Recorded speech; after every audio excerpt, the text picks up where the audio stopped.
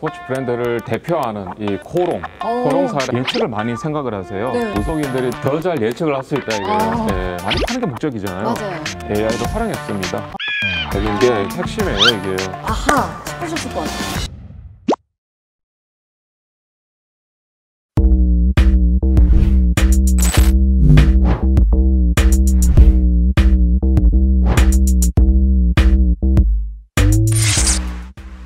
인더스트리의 디지털 전환 어디까지 가봤니? 오늘도 인더스트리장이 아주 명쾌하고 쉽게 알려드립니다. 오늘 주제는요, 저 키키가 이렇게 입은 것만 봐도 아시겠죠? 바로 K 패션입니다. 제가 오늘 인더스트리장을 이렇게 한번 입혀봤습니다. 아이, 무슨 지금 네. 저 어린이 프로 찍는 줄 알겠어요. 진짜 맞아요. 배경부터 시작을 해서 지금 사람을 이렇게 만들어 놓고. 오늘 소개 한번 해주시죠. 네, 인더스트리장입니다. 오늘 K-패션이에요. 한류다 뭐다 하면서 진짜 한국 의상까지도 정말 세계 곳곳에 팔려고 있는데 이 주제 정말 재밌을 것 같아요. 근데 여기서도 디지털 전환이 일어나고 있나요? 네, 그렇죠. 네. 뭐 디지털 전환이라고 해서 네. 첨단 산업 이것만 생각을 하시지만 오히려 디지털 전환의 핵심은 우리가 과거에 생각하지 못했던 첨단과 거리가 먼 산업들이 바뀐다 이런 의미가 더 큽니다. 예. 그래서 그런 사례를 제 동료들과 함께 네. 진행한 사례를 통해서 좀 설명을 드릴까 합니다. 해외 사례만 우리가 주구장창 접하고 있는데 우리나라도 잘하는 게 많습니다. 어느 브랜드를 혹시 이렇게 디지털 전환을 이끌어내셨나요? 네, 우리나라의 스포츠 브랜드를 대표하는 이 코롱 사례를 오늘 소개해드리겠습니다. 잠깐 아셔야 될 게 인더스트리장에게 의뢰가 온 거지 이거 뭐 PPL이거나 뭐 이런 게 아닙니다. 코롱 옷 입고 있는 것 하나도 없잖아요. 맞아요. 프로젝트가 재미난 게요. 네. 처음에 이 코롱에서 어느 매장에 네.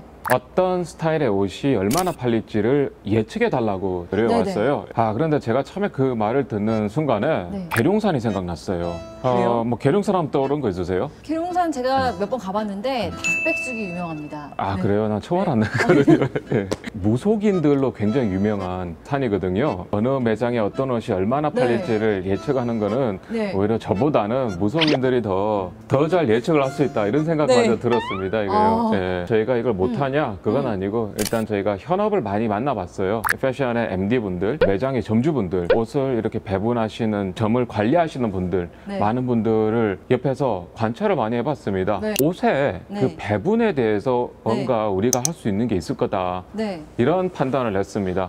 예. 예측보다는 우리가 진짜 배분에 있어서 해줄 수 있는 일이 있을 것이다. 그렇죠, 생각하신 맞습니다. 거군요.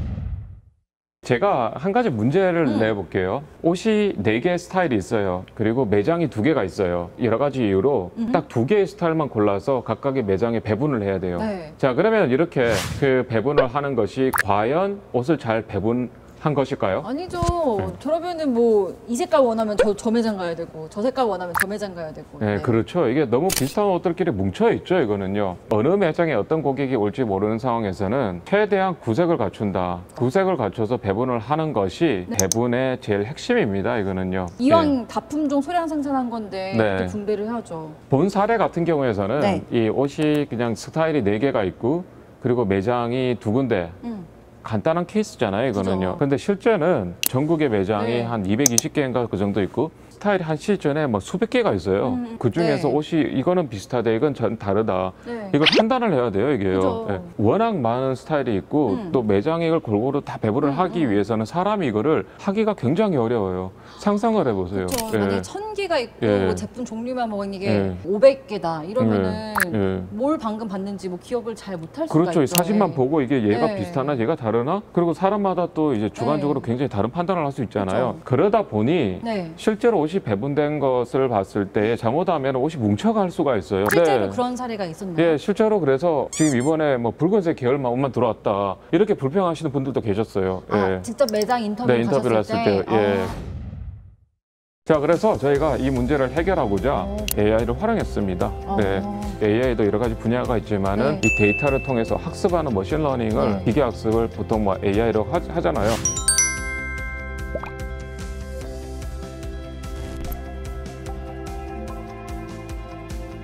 그래서 이러한 기계학습을 통해 가지고 옷이 서로 비슷하다, 옷이 서로 다르다라는 것을 판별할 수 있는 그쵸. 이러한 하나의 시스템을 만들었습니다. 네. 옷의 이제 특징을 잡아내는 거죠. 방금 아까 옷이 이 스타일이 4개 있을 때 아까 베이지색 비슷한 옷들이 있었고 그다음에 좀 어두운 색깔이 있었지 맞아요. 않습니까? 네. 그런데 이게 옷을 딱 봤을 때 이걸 어떤 옷이 비슷하고 어떤 옷이 다르다 어떻게 판단하셨어요? 그냥 일단 딱 봤을 때 색깔이 같으면은 왠지 비슷해 보였고요. 네. 모자가 달려있냐 안 달려있냐. 그냥 딱 보면서 딱 느끼는 게 네. 있잖아요, 그거요. 네, 느끼는 그거. 그러니까 그 감을 잡는 게 중요해요. 이게 사람은 이걸 봤을 때 이걸 논리적으로 생각을 막 해서 하는 게 아니거든요. 그죠? 딱 보면 이게 비슷하다 다르다 어느 정도 정보가 없으면 그죠? 바로 판단하잖아요. 네. 그래서 그 감을 만들어내는 게 그게 핵심이에요, 이게요. 네, 그래서 저희가 이 네. 머신러닝을 기반으로 사람이 옷을 구별할 때 그 네. 판단하는 기준이 무엇이냐 그걸 바탕으로 옷이 다른 옷과 비슷한 옷을 구별할 수 있는 지능을 만들었다. 그렇게 보시면 돼요. 근데 그거 네. 어떻게 만드셨어요? 패션 쪽의 전문가분들은 네. 카라 네. 그리고 이 길이 그리고 색깔 네. 이런 몇 가지를 이야기를 해주시더라고요. 기존에 있는 이미지를 판독하는 기술 위에다가 옷의 그 특징을 조금 더 잡아낼 수 있는 이런 기술을 올렸습니다. 옷들 중에 이제 기성복도 있고 뭐 스포츠웨어도 있고 다양한 옷들이 있는데 그 중에서 왼쪽 첫 번째 옷을 사진을 보여주고 나머지 수백 가지 옷들 중에 비슷한 것을 골라봐라 해서 나온 결과입니다. 이거는요. 거의 똑같은 걸 골랐네요. 예, 그냥 거의 비슷하죠. 그리고 실제로 저희가 이거를 바탕으로 옷을 판별하는 시스템을 구축을 해서 그게 얼마나 정확한지를 얼마나 믿을 수 있는지를 한번 실험을 해봤어요. 네. 300개 스타일 중에 서로 비슷하다고 생각하면은 옷을 비슷한 곳에 위치를 하고 그러니까 2차원의 이러한 지도에다가 옷이 다르면 최대한 멀리 떨어져서 그러니까 이렇게 생각하시면 돼요. 이게 옷이 300개 사진이 있어요. 그쵸, 그쵸. 그럼 300개 사진을 두고 비슷하면 그 사진을 비슷한 데 두고 서로 다르면 멀리 떨어놓고 300개를 네. 배치를 해봐라 해서 네. 나온 결과가 바로 이겁니다. 하트 짱 네. 맞추기처럼 해봐라. 이렇게 찍겠더니 저렇게 해야 그렇죠. 거잖아요. 예. 그쵸? 그런데 여기 보시면은 뭐 어떠세요? 약간 연한 데가 있고 진한 데가 보이고 뭐 대충 이런 것 보이죠. 같아요. 네. 예. 그런데 중간에 보면은 간극이 있죠. 갭이 있죠. 중간에요. 예. 중간에 그 간극을 두고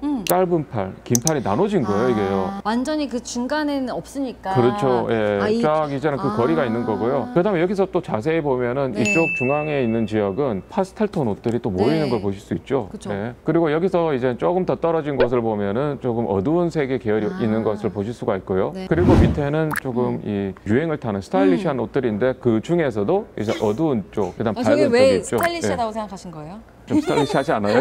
저한테 그런 거 묻지 마세요. 이렇게. 네. 이렇게 어느 정도 봐도 사람들이 볼 때 어느 정도 좀 수긍을 하잖아요. 그죠. 네. 잘 모았다. 이렇게 네. 말할 수 있을 것 네. 같아요. 네. 그래서 이거를 이제는 거리를 계산할 수 있는 거예요. 이걸 봤다 거리. 무슨 거리요? 얼마나 비슷한지를 이제는 수치화한 거죠. 얼마나 비슷한지를 거리로 표현했더니 그렇죠. 가까울수록 비슷한 거고 예. 멀수록 진짜 다른 거네요. 네, 그렇죠. 우리의 본 목적은 옷을 배분하는 거예요. 맞아요. 이 옷은 100벌이고 이 옷은 뭐 250벌 있다. 네. 여기서는 50벌을 여기에는 보내고 여기 30벌을 보내고 남은 네. 70벌에다 남은 몇 벌 그런 걸 다 계산을 해야 되거든요. 네. 그런 걸 계산을 할 때 예를 들어서 A란 매장에 옷을 3벌만 우리가 보내주세요. 보낸다. 그러면은 최대한 거리가 떨어져 있는 것들을 뽑으면은 굉장히 다른 옷들을 뽑게 되겠죠. 네. 그런데 거기에 거리뿐만 아니라 지금 현재 옷이 몇 개가 남았냐, 이 옷은 몇 네. 개가 있냐, 저 매장에 몇 개를 보내야 되냐, 그걸 다 계산을 하는 거죠. 그렇죠. 근데 여기에서는 그런 것들을 어떻게 계산을 했냐 하면은 이러한 수학적인 아이고 공식을 어렵다. 쓴 거예요, 이거는요. 네. 수학. 예. 여기 거리도 계산을 하고 또 여기에 이제 얼마나 옷이 남았고 저 매장에 몇 개를 보내줘야 되고 그런 논리적인 것을 수식으로 표현을 해서 수식을 푸는 거예요, 이거는요. 잠깐만요. 여기 예. 지금 감독님 두 분 지금 잠깐 졸고 계시거든요. 네. 예. 혹시 지금까지 아유. 뭐 무슨 내용인지 아시겠어요? 감독님. 감독님 말씀해 보세요. 이해되세요? 네.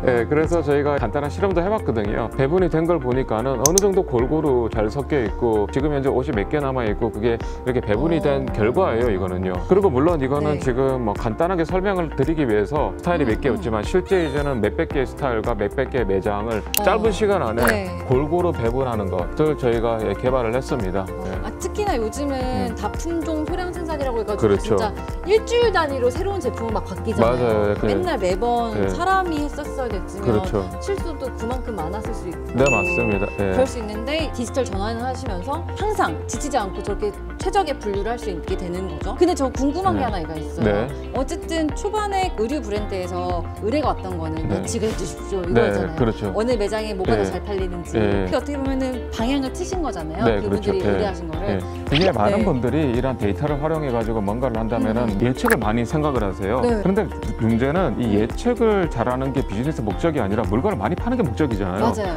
매장에 옷이 많이 안 팔린 이유가 뭘까? 옷이 비슷한 게 막 몰려가다 보니까는 예를 들어서 붉은색 옷이 막 몰려가면 고객들이 왔을 때 나는 붉은색을 원하지 않고 다른 색을 그쵸. 원하는데 안 팔릴 거잖아요, 이게요. 아, 그러면 궁극적으로 이 문제를 해결하면은 네. 매출을 더 올리고 고객들도 왔을 때 원하는 물건을 찾을 수 있겠구나. 그렇게 간 거죠. 되게 네. 어린이답지 않게 고차원적이시네요. 아우, 의상놀이적인 아니 뭐 어떤 문제 정의 자체를 바꾸신 거잖아요. 네, 그렇죠. 아, 예. 그거를 딱 듣고서는 그 관계자분들께서 아하 싶으셨을 것 같아요. 그렇죠. 예. 그래서 이게 그래요? 이제는 적용되고 그걸 바탕으로 이제 실제로 현업에 적용해서 효과도까지 이제는 보고 굉장히 긍정적인 효과를 얻었습니다. 일정하게 모든 매장들이 어느 정도 일관성 있게 네. 재고가 소진되더라. 그런 걸 보고 이게 네. 이제는 어느 정도는 골고루 잘 배분이 돼서 판매가 되는구나. 그렇게 판단을 했습니다. 아, 이게 되게 좋은 게 네. 의류 브랜드 측에서는 네. 아, 지금 있는 거에서 충분히 잘할 수 있습니다라고 네, 해가지고 맞습니다. 조금 예. 더 단순화시켜가지고 예. 풀어주신 예. 것 같아요. 네, 오. 맞습니다. 혹시 모라백의 역설이라고 들어봤어요? 모라백. 네? 그 한스 모라백이라고 그 80년대 카네기 멜론 대학에서 활동하던 학자가 있는데 이분이 다음과 같은 이야기로 굉장히 유명해요. 사람이 잘하는 것은 컴퓨터가 못하고 컴퓨터가 잘하는 것은 사람이 못한다. 이 암산 되시죠? 아, 제가 기회를 이제 감독님한테 넘길게요. 감독님, 암산 되시죠? 이런 사실 문제는 사람이 암산하기 어려워요. 그런데 그죠. 이미 컴퓨터는 한 50년대, 60년대부터 이런 문제는 그냥 컴퓨터 집어넣으면 바로 계산이 됐거든요. 그럼요. 사람이 하기 어려운 문제를 이제 네. 컴퓨터는 풀 수 있는 시대였는데 그런데 개 사진이냐 고양이 사진이냐 이런 거는 불과 얼마 전까지만 하더라도 컴퓨터가 잘 판별을 못했어요, 이제는요. 사람이 더 훨씬 빨랐던. 그렇죠. 네, 예. 네. 자, 그런데 이제 컴퓨터가 이제 AI 기술을 기반으로 사람만큼 어느 정도 잘 판독을 하는 거예요, 이제는요. 이런 기술들. 그래서 모라백의 역설이 깨진다라고 이야기를 합니다. 이제는 컴퓨터가 사람만큼 모든 걸 다 잘한다. 이게 왜 가능하지 못할 거라고 그렇게 생각했던 거예요? 그 당시까지만 하더라도 네. 논리적인 구조로 뭔가 짜맞춰야 된다 그런 생각을 많이 했어요. 근데 그게 너무 어려운 거죠, 이거는요. 그쵸. 이건 컴퓨터가 못하는 거다. 그리고 그 당시엔 사실 컴퓨터가 못했으니까요, 진짜. 네. 아, 근데 이게 방식이 달라진 거군요. 옛날에 네. 수학을 가르칠 때는 자, 1 플러스 1은 1이야 이렇게 2야 1 플러스 1은 1이래. 그걸 패턴을 아예 준 거잖아요. 마치 인간처럼 수많은 강아지 사진을 보고 예. 인식을 해버렸더니 얘의 유사성을 이미 알아버린 거예요. 네, 그렇죠. 컴퓨터가. 사람도 학교 들어가기 네. 전에도 이미 고양이가 뭔지 네. 판단을 하잖아요. 데이터를 막 주입시켜가지고 그 미묘한 패턴을 판단하는 거죠. 예. 이 네. 개냐 고양이냐 어떻게 구별해서 하면은 잘 모르잖아요. 이걸 약간 설명하기 어렵잖아요. 이거는요. 눈 처지면은 예. 강아지. 뭐 약간 그런 거잖아요. 네. 예. 어떻게 보면 저희보다 좀 초월했네요. AI가. 되게 무섭습니다. 윙치기. 예. 아니, 너무 재미있어가지고 벌써 시간이 이렇게 됐네요. 예. 오늘 말씀하신 걸 좀 정리해보면은 이렇게 될 것 같아요. 두 가지. 첫 번째는 항상 우리랑 함께했던 산업 있잖아요. 의류라든지 음식이라든지 뭐 주거라든지 이런 분야에서도 활발하게 지금 디지털 전환이 이루어지고 있다. 두 번째는 AI가 우리를 넘어섰다. 인간의 감까지 알아버렸다라는 것 정도로 해석할 수 있겠네요. 뭐 어느 정도 사람의 감을 어느 정도 컴퓨터가 이제 모사할 수 있다. 잘 어느 그죠. 정도는 뭐 그러니까 이렇게 쟤는- 볼 수 있겠죠. 예. 쟤는 감이 좋아. 이건 네. 오로지 옛날에는 네. 인간한테만 적용할 수 있는 말이었는데 네, 그렇죠. 네. 이제는 AI한테도 적용할 수 있게 되겠네요. 아무튼 그런 놀라운 좀 신비로운 세계를 오늘 또 알아버렸네요. 감사합니다. 네, 감사합니다. 오늘은 여기까지 하겠습니다. 다음에 더 흥미로운 사례로 다시 디지털 트랜스포메이션을 설명하도록 하겠습니다. 그래 주실 거죠? 네. 아, 네. 그러면 지금까지 인더스트리 짱!